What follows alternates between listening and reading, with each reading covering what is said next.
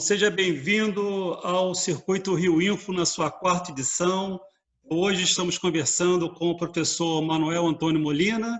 Nosso tema é o papel da academia na inovação. Estamos aqui como convidados para conversar com o professor Molina, o Paulo Braga Neto, o Paulo Millet, o Paulo César. Eu queria que cada um rapidamente fizesse uma apresentação e aí eu apresento o professor Manuel Antônio Molina. Paulo Braga. Oi, desculpa, gente, estou meio dormindo. Você se apresentar para o nosso público. Claro, boa tarde. Meu nome é Paulo Braga Prado. Eu sou designer, tenho uma associação com TI e com negócios de longa data. Desde o início da minha formação foi mais ou menos o meu foco, primeiro de atuação e de paixão também, gosto muito de TI. Tenho muito carinho por essa ligação entre a academia e a planificação da inovação, né? A forma como isso entra no negócio. E fiquei apaixonado por participar desse programa aqui. Espero que a gente consiga construir um conteúdo muito bacana. Bom, Paulo Millet. Oi, pessoal, meu nome é Paulo Millet. Minha formação é em matemática e eu comecei na área de TI no CERP há muitos anos atrás. E depois dessa formação na área de TI, fiz uma pós-graduação na FGV na administração pública, mergulhei em programas da qualidade, implantação de qualidade total, ISO 9000, e depois, já nos últimos 25 anos, eu estou focado em ensino à distância, educação à distância, desde 1995. Então, estou atuando nessa área, tenho uma empresa com a parceria na área de pós-graduação, com educação à distância, e tenho uma consultoria, né, com a escola.com, trabalhando projetos corporativos, universidades corporativas, e tenho uma atuação também nessa área de empresarial, de associações, com a RioSoft, a Rio Info. Então, eu sou um diretor da RioSoft, e a gente está muito satisfeito de estar nesse projeto de divulgação da Rio Info ao longo de todo o tempo, né, que nós tínhamos uma atividade presencial no mês de setembro e agora estamos online o ano inteiro, e muito satisfeito de estar aqui para conversar e trocar ideias e ouvir o professor Molina. Obrigado. Bom, Paulo César Coelho. Meu nome é Paulo Coelho, eu sou engenheiro de formação e já atuei muitos anos em empresas públicas e privadas, né, como gerente de projeto, diretor de projetos também, e gestor público. A minha formação especificamente na área acadêmica, que vai ser objeto aí da gente conversar um pouquinho mais, do qual sou um entusiasta dessa relação entre academia, governo e empresas. Eu tive a oportunidade de fazer um mestrado no Instituto Militar de Engenharia, depois um doutorado na Universidade de Paris, na área de TIC. Retornei da França e fui professor no Instituto Militar de Engenharia, um mestrado em sistemas, durante cerca de 10 anos, né? Então, basicamente, esse é o meu percurso. Eu já sou um veterano em termos de Rio Info. Eu estou desde a primeira edição, lá se vão já 18 anos, né? Então, esse é o meu percurso e é uma satisfação estar com vocês, só craques aqui ao meu lado, e principalmente com o professor Molina, que é uma referência nessa área de inovação aqui no estado do Rio de Janeiro. E como o Márcio sempre ressalta, vamos colocar para frente a inovação no interior do estado, né? Então vamos lá, que vai ser bom esse nosso papo hoje. Bom, então estamos aí com, né, o Paulo Braga apresentado, Paulo Millet, Paulo César. Eu sou diretor da TI Rio também, né, tenho um programa Ciência e Movimento, sou professor da FATEC, estou aqui com essa missão de coordenar esse bate-papo com o professor Molina, que é graduado em administração pela Universidade Federal de Viçosa, tem mestrado em administração de empresas no Instituto Centro-Americano de Administração de Empresas, o INCAE, doutorado em administração pela Faculdade de Economia, Administração e Contabilidade da Universidade de São Paulo.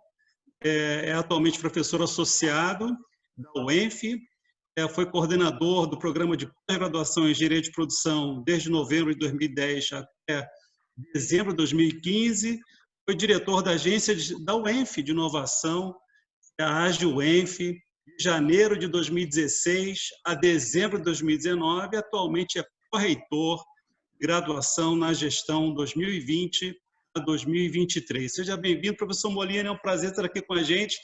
E já vou começar já a pergunta, para começar a esquentar o nosso bate-papo.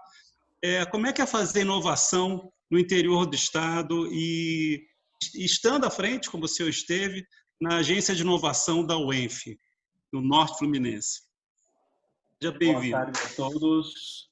Obrigado pela pergunta. É um prazer estar aqui com vocês e falar um pouco de inovação. A sua pergunta foi como é realizar inovação tecnológica no interior do Estado. Responder a essa pergunta se remonta às próprias origens da UENF. A ideia de criar uma universidade pública, gratuita, partiu de uma ideia do professor Darcy Ribeiro, na época do governo Brizola. Era uma forma de trazer desenvolvimento econômico e social com altíssimo valor agregado e com uma universidade com um perfil bem diferente do que poderia ser considerado tradicional na forma de construir universidade. A UENF se destaca no seu projeto por ser uma universidade com 100% dos professores serem doutores. É uma universidade que ela se inicia pela pesquisa. Então, todos os professores realizam pesquisa científica tecnológica, muito forte, você é cobrado intensamente pela realização de pesquisa. Temos os 3 pilares: pesquisa, extensão e ensino, né? Só para ter uma ideia, a UENF é uma universidade pequena, e nova. Na sexta-feira vamos celebrar os 27 anos de história da UENF. E nesses 27 anos formamos 4.005 estudantes, mais ou menos o número de população. Voltando à universidade e a ênfase na pesquisa, que foi a pergunta, a UENF tem se destacado por muitos anos consecutivos pelo programa de iniciação científica. Os nossos estudantes, basta ter nossos estudantes todos são convidados a participar do programa de iniciação científica. E a UENF tem sido premiada por esse programa de iniciação científica.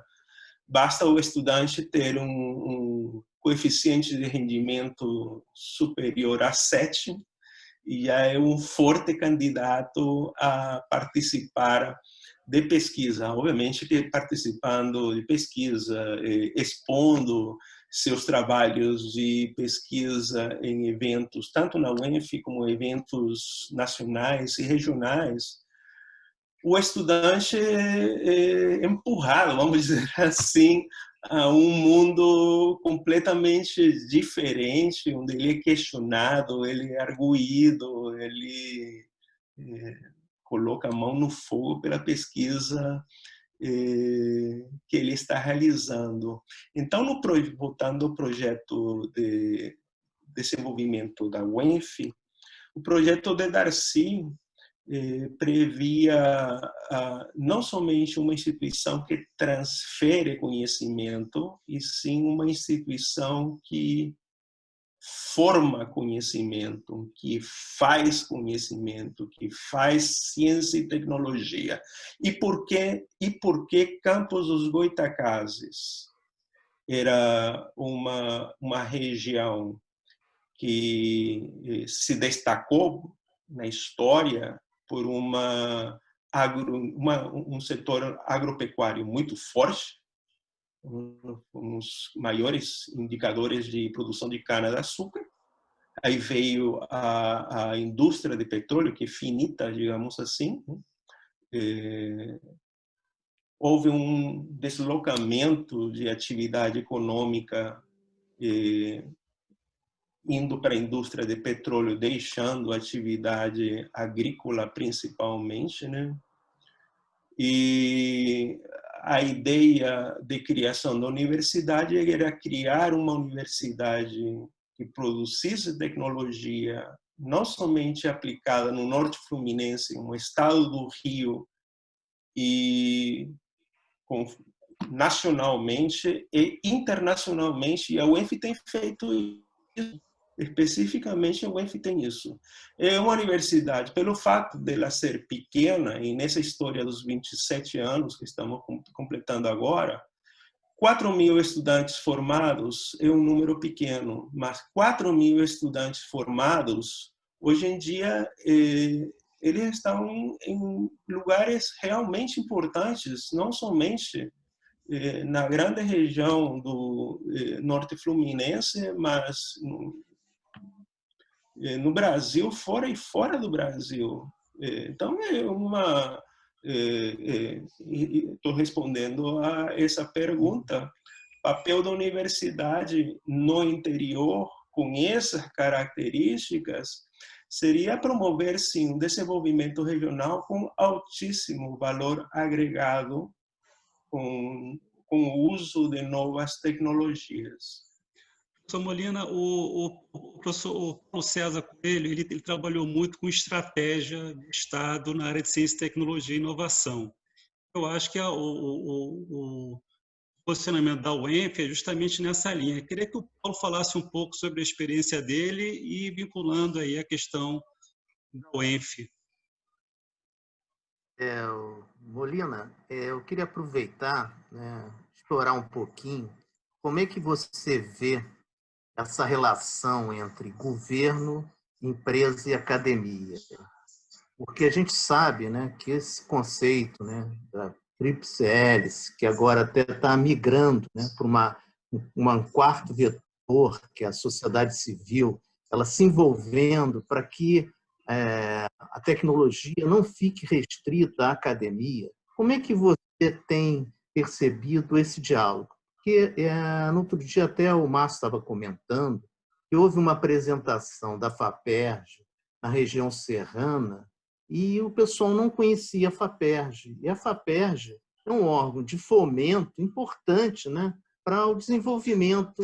Inclusive tem duas diretorias, né? Tem uma diretoria científica e tem uma diretoria de tecnologia, né? Exatamente para fazer com que o conhecimento que é desenvolvido na academia possa ser levado para a população, para a sociedade mesmo, se apropriar, né? E ter benefício no desenvolvimento econômico social, emprego e renda, enfim, diminuir desigualdade. Como é que você vê, Molina, em cima exatamente do que o Márcio falou, a experiência que eu tenho de dentro de governo é ainda que esse diálogo ainda não está bem encaixado. Como é que você acha que a gente pode ativar isso de uma forma mais intensa no interior como um todo, em função da experiência que você tem aí na UENF? Ok. A figura da tríplice hélice já vem de muito tempo, né? Nos anos 50, com Triângulo de Sábato, depois com Hetzkovits, a tríplice hélice, o governo, o setor produtivo e a universidade e centros de pesquisa do outro lado.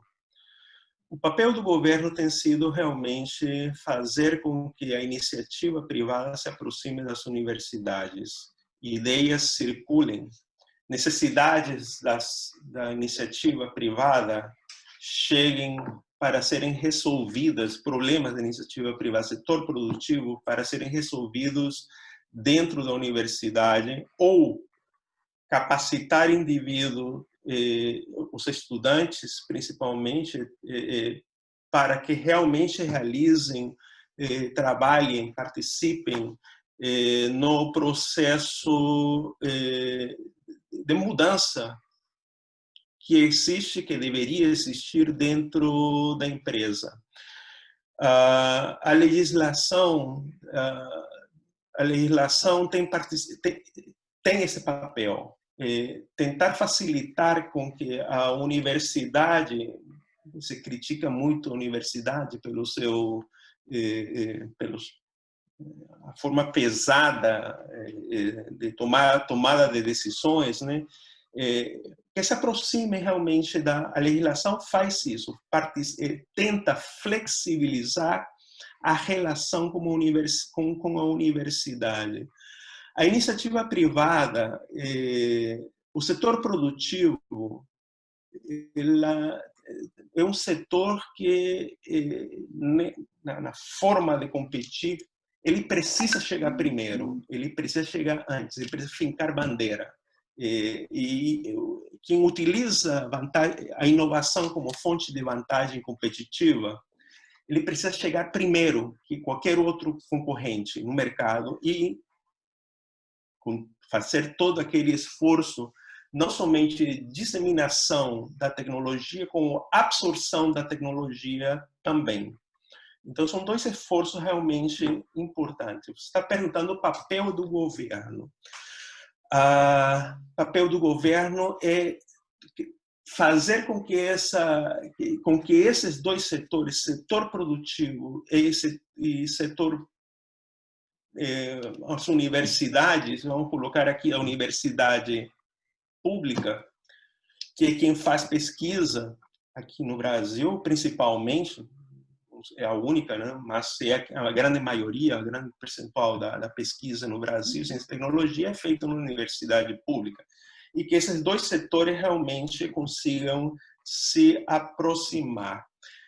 Não é uma questão simples, não é um privilégio do Brasil a dificuldade de aproximação. Isso tem se visto em inúmeros lugares pelo mundo afora, né? Essa dificuldade de aproximar. Temos vários exemplos. Qual que é a importância dessa relação? Estamos agora com a pandemia do Covid-19. E é importante a gente destacar o papel da pesquisa neste momento de pandemia. E isso aí realmente é muito legal de ser falado, né? Eu dei uma ideia, não sei se você está ouvindo falar nestes últimos dias da vacina de Oxford. A vacina de Oxford, o que é aquilo?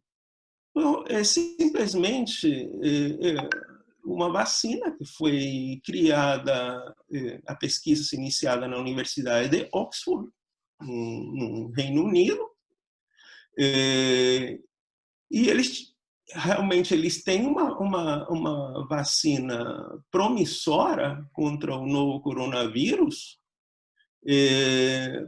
porque houve uma pesquisa anterior. Essa vacina é feita a partir de uma versão enfraquecida de um vírus do resfriado comum, que recebeu o material genético do causador da Covid-19 e simplesmente, vamos dizer assim, dentro das questões de tempo, eles tinham um conhecimento necessário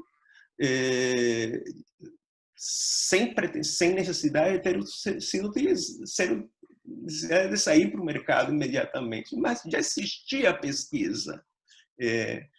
Bastou a oportunidade agora, senão nós podemos realmente agora lançar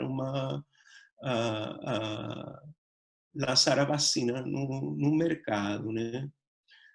Isso aí é bem importante porque há que entender que todos os prazos, ninguém estava esperando esta pandemia e o financiamento da Universidade de Oxford, dos pesquisadores, para esta vacina, era uma oportunidade, uma forma de ter uma vacina que se apresenta realmente com quem está fazendo para realizar esta vacina, com a Fiocruz, outra instituição pública, uma referência internacional em medicina tropical. Então, o investimento realizado nestas instituições é um investimento realmente necessário, não pode estar colocado na conta de despesa. É simplesmente um investimento no futuro. Vamos, um pouco de uso de tecnologia. Vamos falar da tecnologia do celular, coisa que nos acompanha aqui. A Inglaterra levou crédito para a primeira tela sensível ao toque, inventada por um senhor E.A. Johnson, da Royal Radio Establishment, na Inglaterra, né? Entre os anos 65 e 67. Ele publicou esse artigo da pesquisa dele, da tela sensível ao toque, em 68. Em 1971, o sensor de toque foi desenvolvido por um outro professor, o professor Sam Hertz, que estava trabalhando na Universidade de Kentucky. Este sensor, chamado de Elograph, foi patenteado pela Universidade de Kentucky Research Foundation, e, obviamente, que quando é utilizado essa tecnologia, essa fundação dessa universidade receberá royalties. Não esqueça que começamos a falar sobre a vacina da Universidade de Oxford. Óbvio que eles vão receber royalties quando essa vacina for utilizada. Professor Manuel, esse é um ponto, né, que eu vou passar a palavra agora para o Millet, mas eu queria deixar um ponto aí em aberto, que justamente essa questão das patentes, já que o marco de inovação que nós temos hoje possibilita a universidade ganhar em cima das patentes, até mesmo as prefeituras, que eventualmente investam em... Mas deixa eu terminar este exemplo aqui. Já vou chegar neste exemplo aqui. Já falei, então, que a tela sensível ao toque, e mostrei meu celular, que não tem nenhum botão. Essa tela é de 1965, foi publicada em 68, depois em 71 chega então um sensor de toque nos Estados Unidos. Nos anos 80, a HP introduziu o primeiro computador com touch screen, uma tela sensível ao toque. Nos anos 90, aparece o boom da tecnologia celular. Chega nos anos 2000, a Microsoft lança o tablet Windows XP. E o grande boom aparece na telefonia celular quando, em 2007, o iPhone da Apple é lançado ao mercado. Vejam bem como estas coisas, o tempo necessário para que esta tecnologia chegasse a um telefone celular. E vemos ali uma relação importante de uma pesquisa realizada sem pretensão sendo utilizada por uma empresa muito tempo depois. Aí pergunta, e a Microsoft? Perdão, desculpa, a Apple. A Apple é a parte da história que não foi contada. Ela recebeu financiamento público, Small Business Investment Company, para poder fazer esse financiamento. Essa Small Business Investment Company, eu acredito que seja muito Samuel, semelhante à nossa FINEP, pois é. outra instituição de financiamento de tecnologia, e isso não aparece de forma clara numa relação de uma mega empresa como a Apple. Mas ela recebeu, então, um empurrão de... A gente vê essa questão do Estado como um investimento muito forte dentro da inovação, ainda mais depois ele é apropriada pelas empresas particulares, e isso não fica claro. E aí a gente acha que tudo vem da iniciativa privada, que tem um papel importante, sem dúvida, mas a gente sabe que o poder público tem um poder de alavancamento e de direcionamento, às vezes, dessas tecnologias. Eu queria que o Millet fez uma menção aí que queria fazer uma pergunta. Millet, por favor. Bom, vou pegar um gancho do início. Eu não sabia que a UENFA tinha o dedo, a mão, o braço do professor Darcy Ribeiro. Isso é muito... E no nome. Isso é muito... Isso Universidade Estadual do Norte Fluminense Darcy Ribeiro. Pois é, eu me formei na UNB, então a influência do professor, o campus da UNB é campus Darcy Ribeiro, é o mais antigo. Então, quando eu conversava com outras pessoas de outros estados, eu dizia nossas metodologias de educação, de aprendizagem eram diferentes, eram coisas inéditas e tal, e trocava ideia, isso é o UNB. Então, minha pergunta é assim, o que a UENF tem de diferente em relação... Você tem um trânsito grande aí em várias universidades, várias comunidades, vários governos em torno. O que a UENF é diferente aí, na sua opinião? Em que ela é diferente? A pesquisa, não tenha dúvida. É a pesquisa que faz a diferença. Não tenho dúvida nenhuma. E essa ênfase, sendo uma universidade pública, gratuita, inclusiva, socialmente referenciada, 49% dos nossos estudantes são cotistas, acredita? E um número, agora atualmente não sei exatamente, mas nós tivemos quase 60% dos nossos estudantes são bolsistas. Mas por quê? Porque há uma possibilidade de realizar extensão, de realizar pesquisa. Não basta o cotista, inclusive, receber bolsa de cota, mas ele pode acumular, se ele tiver um coeficiente de rendimento superior a 7, ele já é candidato a participar de uma bolsa de iniciação científica. Então, isso realmente faz uma diferença muito grande nos nossos estudantes.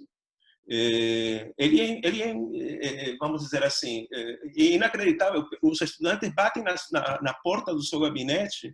A gente é professor de dedicação exclusiva. A gente está na UENF. A gente estuda na UENF.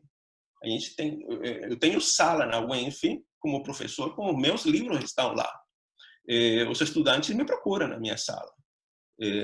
Agora estou em pandemia, estou em casa, mas o normal é esse. O normal é esse.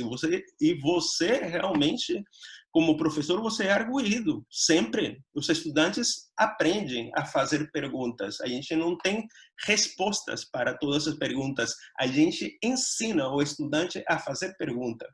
Isso aí é importante. É assim que se faz pesquisa. Então, você pergunta, o grande diferencial, eu não tenho dúvida nenhuma, é esse aí. Realmente é o que nos diferencia das outras universidades. Legal. Paulo Braga.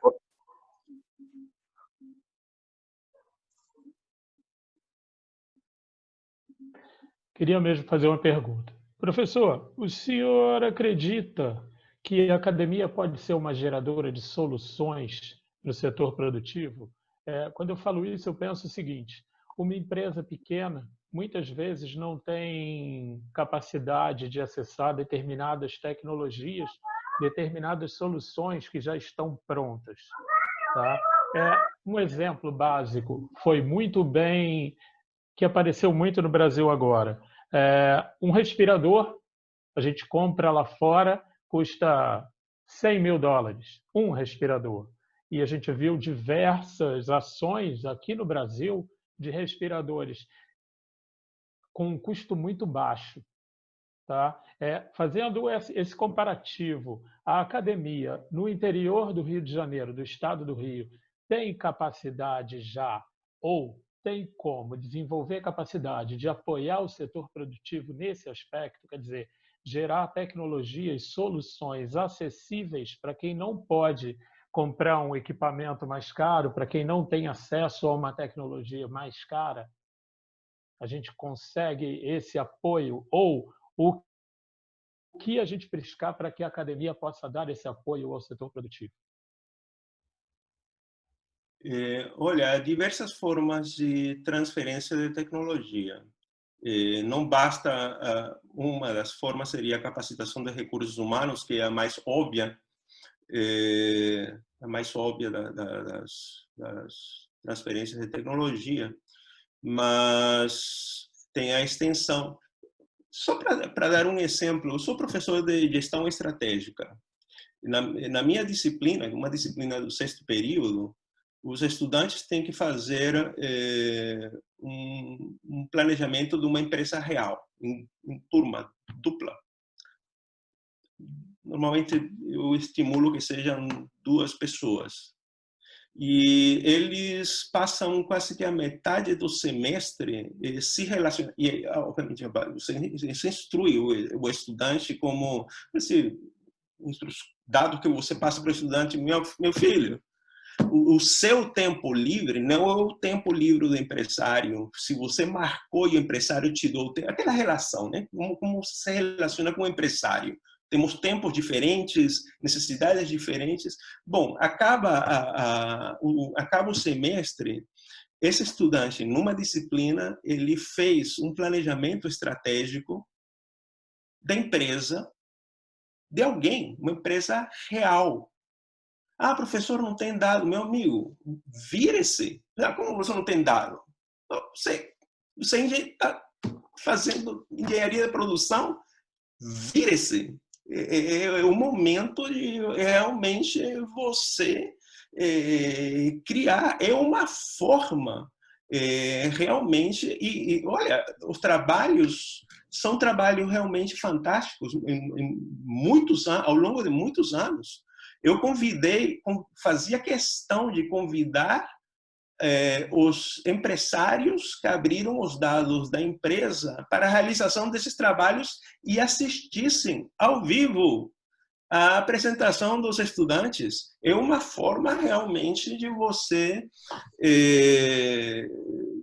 promover novo conhecimento para a empresa. E saem trabalhos verdadeiramente importantes.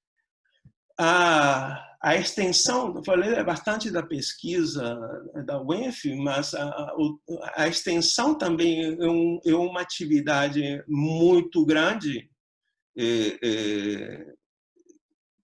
que há transferência de tecnologias, que há mudança de comportamento. Primeiro, o empresariado, e estamos falando dentro da área agrícola, bem importante, um dos grandes centros da UENF, o Centro de Ciências e Tecnologias Agropecuárias. Tem muitas atividades de extensão. E são convidados, sim, os empresários e pequenos empresários, né? Às vezes de agricultura familiar, para aprender novas técnicas, novas cultivares, novos procedimentos, né? Que realmente causam impactos na sua produção, na sua atividade econômica. São formas realmente de de transferir a tecnologia. Relacionado ainda à primeira pergunta que o Márcio me questionou sobre a relação da tríplice hélice, o Paulo também questionou sobre a tríplice hélice. A relação realmente cumpre um papel importante para que as relações entre uma instituição de ensino e pesquisa, e principalmente uma instituição pública, seja mais fluida, seja mais rápida. Eu já disse que um setor produtivo, uma empresa que utilize a inovação tecnológica como fonte de vantagem competitiva, ela precisa chegar primeiro, ela tem pressa para chegar. Então, se ela tem pressa para chegar, o desenvolvimento das tecnologias realizadas precisa sair rápido, precisa ser transferido de forma rápida, de forma quanto mais rápida, melhor. Então, a legislação vem realmente a dar um amparo jurídico legal a que um pesquisador, que voltamos ali, o nosso pesquisador, nossos professores, somos todos professores 40 horas com dedicação exclusiva à universidade. Eu não posso ter outro empreendimento, não posso dar aula em outro lugar, não posso dar consultoria em outro lugar, a não ser através da própria universidade. A legislação pertinente vai fazer com que a minha relação como professor, como cientista, que eu participe. Só para ter uma ideia, a última lei, marco legal, faz com que, permite que um pesquisador com o mesmo regime de trabalho que eu tenho, me permita que eu me afaste da universidade e eu entre dentro de uma empresa e realize a transferência de tecnologia. A tecnologia que eu desenvolvi em parceria com a empresa, que eu esteja dentro da empresa. Isso é fantástico. Essa é uma outra alternativa que o Marco Legal possibilita, que é justamente o professor na universidade trabalhar em projetos dentro da empresa. O Paulo Coelho esteve fora na França, fazendo o doutorado dele, e conhece um pouco essa relação das empresas com as universidades. Que ele contribuísse aí, né, em relação ao Brasil, como é que é esse balizamento que a gente faz aí com a França, com o Brasil, e aí tendo um olhar aí para o interior do estado, como é que você também analisa isso e como é que você pode contribuir com a gente nesse nosso papo, Paulo? O microfone, por favor, Paulo. Para variar, a gente está sempre desligado. Mas, enfim, voltando aqui. Fico muito contente quando eu vejo o professor Molina mostrando essa interface bem direta e objetiva entre a universidade e a iniciativa privada, principalmente no ponto que o Paulo Prado comentou, né? As pequenas empresas que não têm capacidade de grande investimento em inovação. Antes de falar da França, eu vou falar um pouquinho da experiência que eu tive quando fui presidente do Proderj, onde eu tive a oportunidade de ter cerca de 30, 40 bolsistas, professor, com mestrado ou doutorado, desenvolvendo trabalhos dentro de governo. E aí aproveitava cases, porque o governo é um laboratório fantástico, né? Pelo volume e pelas características mesmo diferentes, né? Que você, às vezes, tem que enfrentar desafios grandes. E aí o pessoal desenvolveu teses, enfim, foi um trabalho bastante enriquecedor. Quer dizer, a lei de inovação, eu acho que vem exatamente para permitir esse gancho entre a universidade podendo apoiar a iniciativa privada e também o governo poder contratar. Eu tenho participado de hackathon soluções fantásticas. Depois o governo não tem como contratar aquelas soluções, né, que são realmente inovadoras e que precisa ser incrementada. Então, acho que a gente tem que apoiar, e o Márcio aí é um entusiasta, voltei ao Márcio em relação à inovação, porque eu acho que isso aí é quebra de paradigma e a gente pode realmente alavancar o interior do Estado. Mas, voltando para a França, o que eu vejo, professor Molina, é que lá na minha experiência que eu tive na França, é um investimento forte também da iniciativa privada dentro da universidade. Isso, ainda mais agora, que cada vez fica mais difícil, né, os governos terem recurso, né, impressionante a queda de investimento, de alocação de orçamento nos últimos anos, que é praticamente impossível desenvolver ciência e tecnologia com o nível de investimento que está sendo feito na universidade. Eu acho que a iniciativa privada aqui no Brasil também tem que se conscientizar e coloque recursos. E o grande diferencial que eu observei, Márcio, em relação à França, é a alocação maciça de recursos dentro da universidade. Então, por exemplo, agora mesmo, eu ano passado estava lá na Universidade de Paris, a Huawei montou um baita centro de inovação lá na Universidade de Paris Sul, né? Fazendo um link, o maior centro de inovação fora da Ásia, né? Exatamente para alavancar novas tecnologias.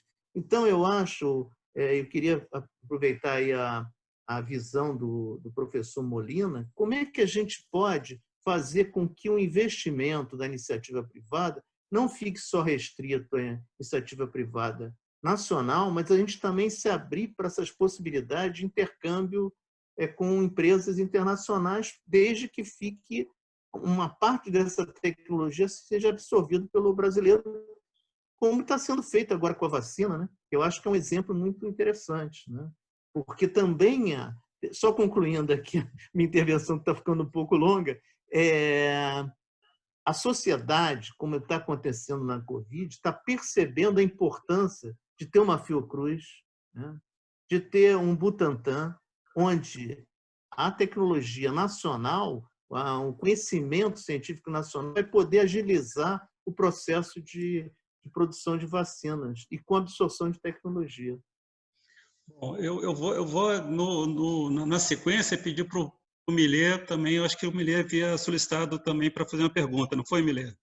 Depois o Paulo e aí o professor Molina responde as três de uma vez só, né? A gente vai debatendo assim. Vamos lá, Paulo. Millet. A minha pergunta é diferente, então era melhor ele responder direto e eu faço em seguida. Tá? Bom, porque aí eu então, mudo o assunto um pouquinho. Paulo, você tem alguma pergunta nessa linha ou Paulo Braga?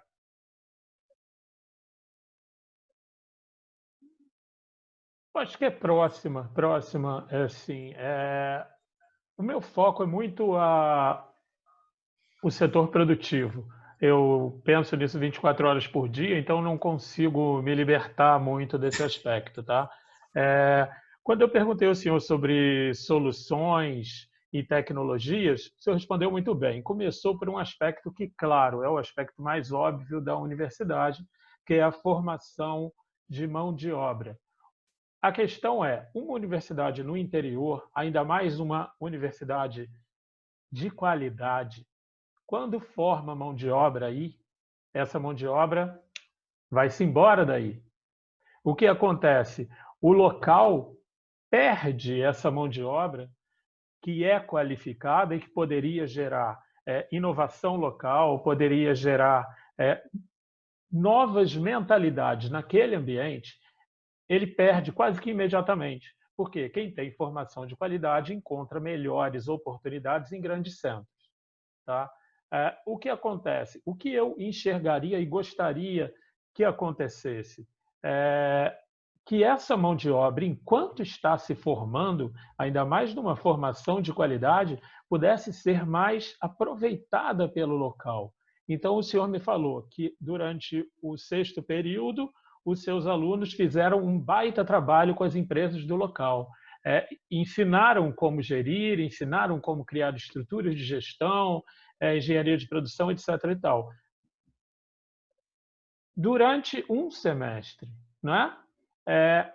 Não teria como a academia se aproximar mais do setor produtivo e que isso acontecesse durante todo o ano, não só no seu aspecto de gestão, mas em todos os aspectos locais, que ela fosse mais participativa localmente para poder, antes, eu estou falando especificamente do interior, tá? De uma característica do interior, que é uma grande formação de qualidade local que depois vai sair fora em busca de oportunidades que não tem ali, ou pelo menos não em quantidade suficiente para absorver todo mundo, e que poderia deixar um legado muito grande ali antes de ir embora, porque o empresariado local possivelmente não vai ter condição de contratá-lo depois que ele estiver formado, não tem condição de contratar uma mão de obra similar, nem nada disso.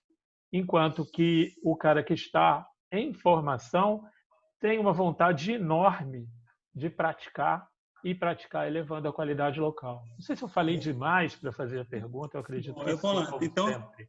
Obrigado, Braga. Então, nós temos duas questões aí. A primeira questão, professor Molina, é do investimento das empresas dentro da universidade, como é que isso acontece aí na UENF, se acontece. Outra questão é como reter essa mão de obra qualificada no interior. Pergunta do Paulo Braga Prado. Como é que é essa retenção dessa mão de obra, porque acaba acontecendo uma exportação de conhecimento do interior para as capitais e para outras cidades. Como é que isso tem uma... Na verdade, Márcio, eu não acredito em retenção de mão de obra no local. Os caras vão sair, eles estão formados, eles têm qualidade, eles vão receber oferta para sair dali e não vai ter como segurar, só se alguém chegar lá e montar uma empresa para segurar. Agora, eu imagino que eles podem deixar um legado ali antes de sair, pelo menos a maioria deles. Então vamos lá, professor Molina. A primeira pergunta, o investimento em ciência e tecnologia por uma empresa no setor produtivo, ele precisa realmente de tempo e uma estabilidade, uma certa estabilidade econômica e política até certo ponto.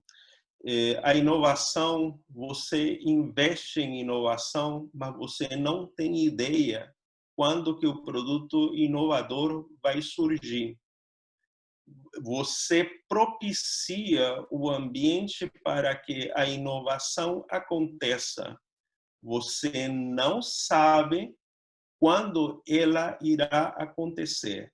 Então, isso aí é bem importante, porque isso pressupõe uma certa estabilidade que, digamos que durante muito tempo nós tivemos e depois essa estabilidade não apareceu por ali. Então, digamos que esse é um fator importantíssimo que dificulta essa relação.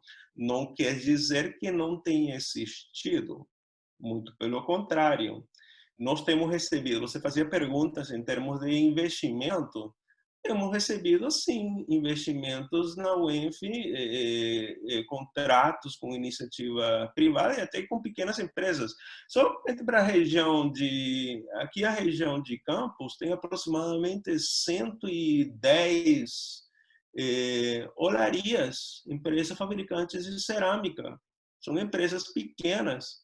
E a UENF tem feito, sim, intervenção. Nós temos um departamento de engenharia de materiais, né, que tem trabalhado fortemente para modificar o sistema de produção, inclusive a qualidade da cerâmica local. Produção de tijolo, estamos falando de cerâmica vermelha, adicionando valor agregado, adicionando tecnologia, dentro de uma certa realidade. A forma de fabricar também, a UENF tem realizado intervenção importante na qualidade dos produtos e a certificação. Dentro dos cento e tantos produtores de cerâmica vermelha, obviamente que nós temos aqueles indivíduos, o número é aproximadamente uns 10 ou acho que não chega a 15 indivíduos que estão à vanguarda, que eles arriscam, realmente vêm a incorporar a inovação tecnológica, produtos com inovação, com novos processos de produção, novos processos de venda. Nos seus produtos temos 200 e tanto que existem, uns 10 que estão à vanguarda, que realmente aproveitam até a inovação organizacional, que essa é outra coisa, que não somente quando a gente fala de inovação, a gente pensa principalmente em inovação de produto, inovação de processo, mas também não podemos esquecer a inovação organizacional, a forma de fazer as coisas, a forma de realizar uma venda. Isso também é inovação. Uma inovação social, organizacional, igualmente importante para acontecer dentro da empresa. Então, me lembrei aqui da cerâmica vermelha, porque que parece uma atividade econômica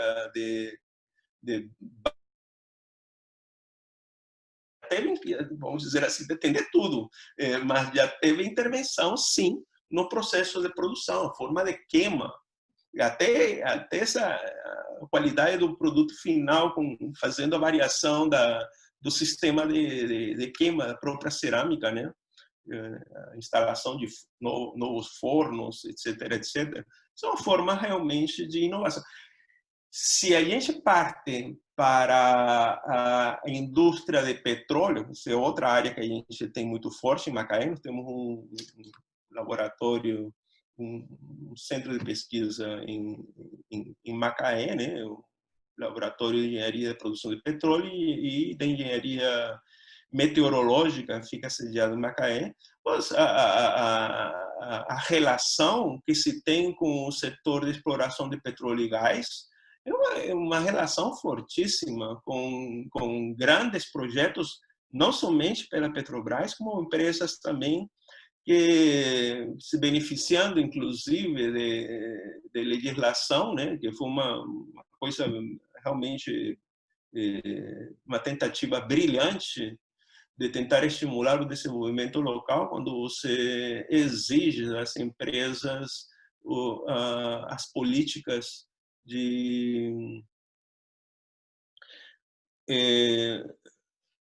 a política para a empresa que fosse explorar petróleo, nosso petróleo aqui, estabelecesse centros de pesquisa e contratasse pesquisador brasileiro dentro das suas empresas, realizando pesquisa BR aqui no Brasil, empresas de conteúdo local. Importantíssimo.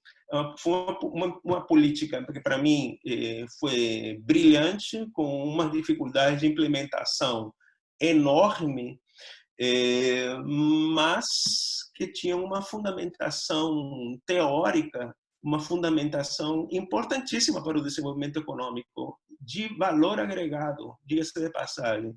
E vamos responder à pergunta do Braga. Campus do Goytacazes tem 3 instituições de ensino presencial. Então, tem muita gente que vem aqui a campus do interior, não somente do sul de Minas, do Espírito Santo, vem aqui em campus. Obviamente, se eles saíram de casa para vir a campus, eu preciso, aí vem a questão dos governos locais. Eu preciso realmente que o governo local não deixe sair esse povo daqui. Eles já saíram de casa. Eu preciso realmente, em política, o município de Campos tentou fazer uma política muito forte, uma política forte, clara, de retenção da mão de obra. Isso não é novidade. Se eu tenho 3 instituições de ensino superior presencial, temos ônibus, a gente de noite, perto da UENF, você vê uma montoeira de ônibus estacionados das prefeituras vizinhas. São indivíduos que vêm dos seus respectivos municípios vizinhos, especificamente para estudar aqui em Campos. Mas realmente eu tenho que, das políticas locais, fazer com que esses indivíduos fiquem aqui, mas eu tenho que propor, eu tenho que fazer políticas de investimento, de novos empreendimentos, de intensivos em conhecimento. O que me interessa é que o indivíduo já se educou. Eu preciso realmente, numa economia do conhecimento, que esse indivíduo utilize a inovação tecnológica como fonte de vantagem competitiva em novos empreendimentos e que fique aqui realmente gerando emprego, renda, imposto para o município, para o Estado. Respondo sua pergunta. Bom, a gente está chegando aí no final aí do programa, mais ou menos, então vou fazer uma outra rodada aí com o Millet, com o Coelho e com o Braga de perguntas, e o professor encerra respondendo todas elas e a gente encerra o programa. Bom, Eu Millet, me empolgo demais com... Essas conversas passam muito rápido, né? A minha pergunta tem a ver com a minha área de atuação, com a educação à distância. Então, a pergunta tem a ver como é que era antes da pandemia, como é que está sendo durante a pandemia e como é que você vê o futuro da educação à distância na UENF, tanto na parte aula quanto na parte pesquisa. E considerando também que a pandemia acabou rompendo uma série de barreiras, de preconceitos, né, em relação ao trabalho em qualquer lugar, à educação em qualquer lugar, a qualquer momento. E como é que você vê isso? Bom, Coelho. Acho que é melhor responder uma pergunta de cada vez. A gente está com tempo. Vamos lá, né? Deixa eu responder essa pergunta, que essa pergunta realmente uma pergunta importante. A UENF participa desde há muito tempo,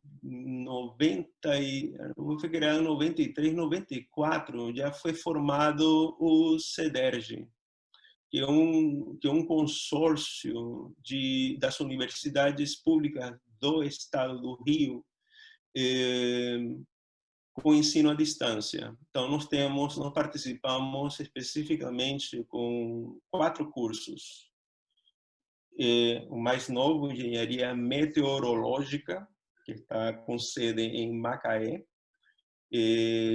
Licenciatura em Química. Licenciatura em Biologia. E licenciatura em Pedagogia.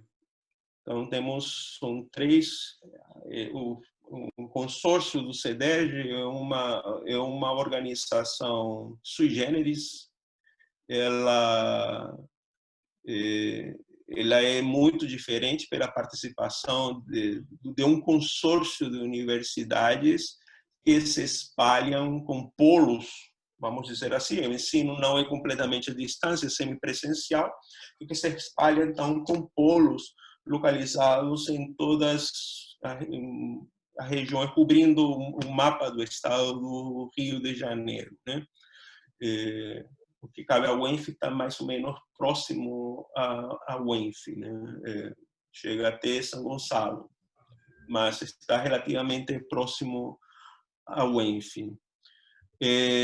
O desafio do ensino presencial, a pandemia nos colocou a todos os professores isso está marcando para sempre o ensino. Isso aqui é mundial. Isso aqui não é um privilégio da universidade, é uma situação da UENF apenas, e sim do ensino presencial mundial.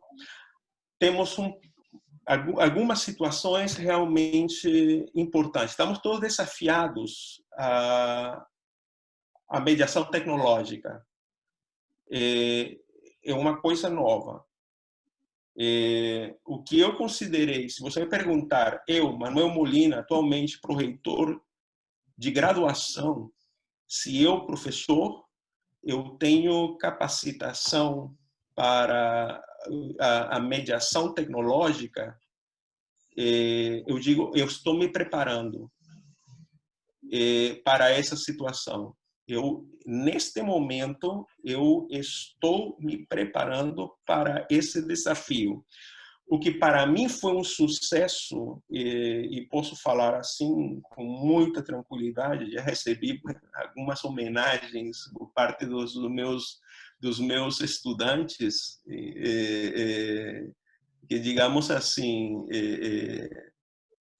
me satisfaz porque é uma forma que eu vejo do reconhecimento do meu trabalho como docente presencial, diga-se de passagem. Eu vou transferir esta minha prática para o ensino remoto? Eu não acredito. Eu vou ter que descobrir uma forma que é realmente uma forma diferente, que realmente estimule o estudante a conseguir essa transformação pela educação que a gente quer. E ainda uma preocupação maior de qualquer professor é o cidadão. Nós temos que construir cidadãos realmente críticos, tecnologicamente competentes e socialmente integrados e preocupados com uma realidade que precisa ser desenvolvida e mudada. Então, são desafios realmente muito grandes. E a universidade pública, que por muito tempo foi considerado um instrumento, uma ferramenta política de mobilidade social pela inclusão social, corremos o risco, sim, de termos, neste momento, estabelecer políticas e práticas pedagógicas que promovam a exclusão digital. Veja bem a situação. Fizemos, durante muito tempo, toda uma política de inclusão social e as facilidades da mídia digital não são socialmente distribuídas uniformemente. Então, nós temos uma complicadora ali muito grande, um desafio muito grande para ser resolvido. É um desafio que eu acho que a universidade pública vai ter que, de alguma forma, assumir, né? E é importante para todos nós, sem dúvida nenhuma. A gente está com o finalzinho do programa, temos aí mais 5 minutinhos. Queria que o Paulo Coelho fizesse uma consideração, pergunta, o Paulo Braga também, o professor Molina encerra. Tá bom? Vamos lá, Paulo Coelho. Primeiro, elogiar aí a forma com que o professor Molina abordou o tema, né, que é um tema bastante amplo. A gente podia estar aqui com 2 ou 3 sessões, mas eu só resumindo aqui, quando se fala em trabalho e educação remotos, né, tanto a educação quanto o trabalho remoto parte, né, necessariamente por meios de comunicação ágeis e confiáveis, né? Ambiente de telecomunicação. Então, eu acho que um grande investimento, né, que o Estado precisa fazer para que o interior realmente possa se desenvolver, esse trabalho em rede, não só rede física, mas também a rede de conexão do ecossistema. Então, queria rapidamente só saber do professor Molina como é que estão os recursos para você poder se comunicar agilmente, não só com o pessoal localmente, mas também dentro do Estado e com o mundo, e principalmente envolvendo o ecossistema como um todo, né? As startups, pequenas empresas, não só as universidades entre elas. Deixa eu passar então para o Braga, que ele faz a pergunta dele e encerra com o professor Molina. Braga.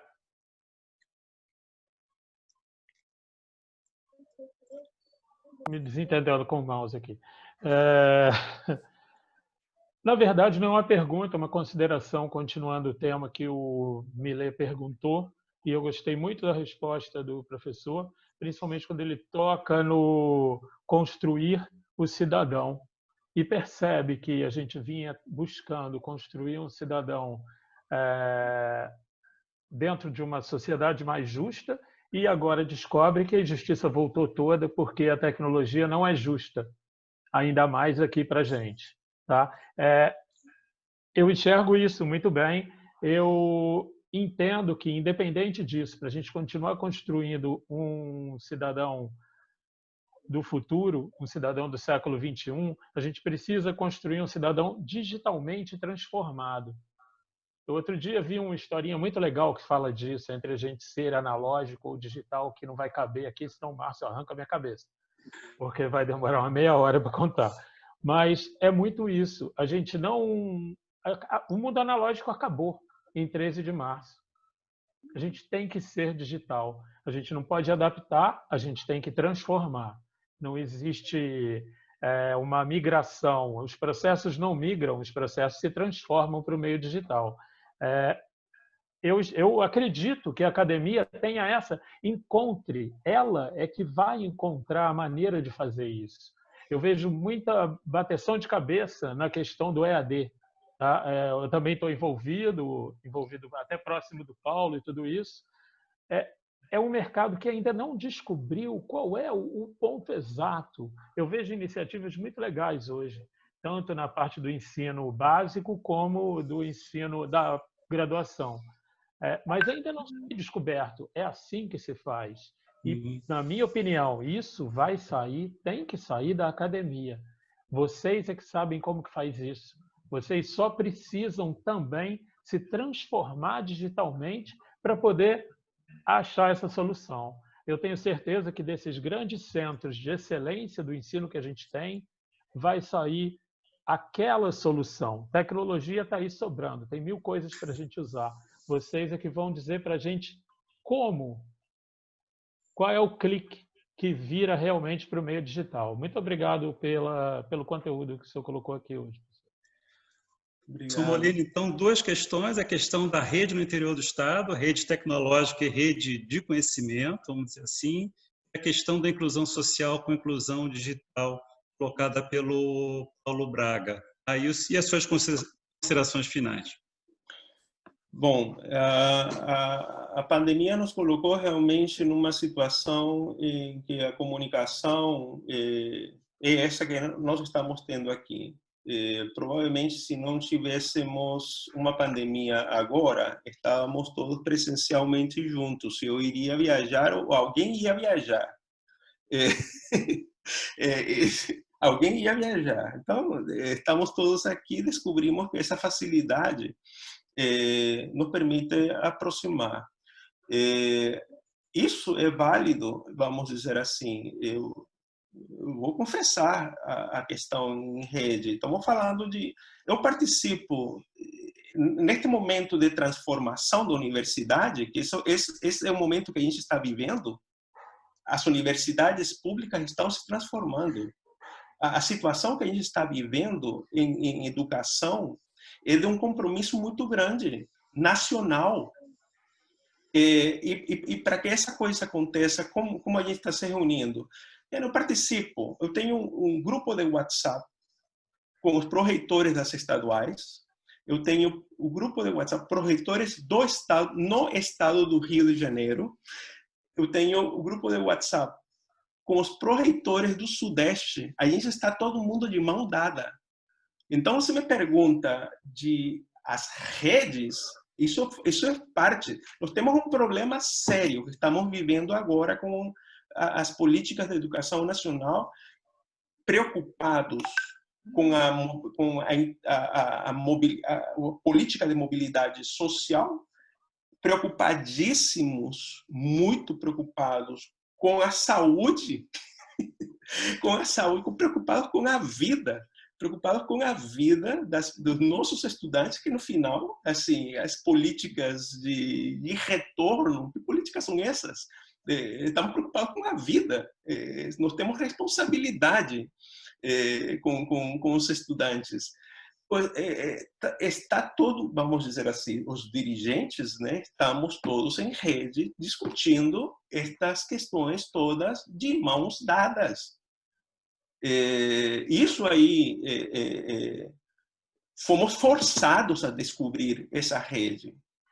a descobrir esse sistema.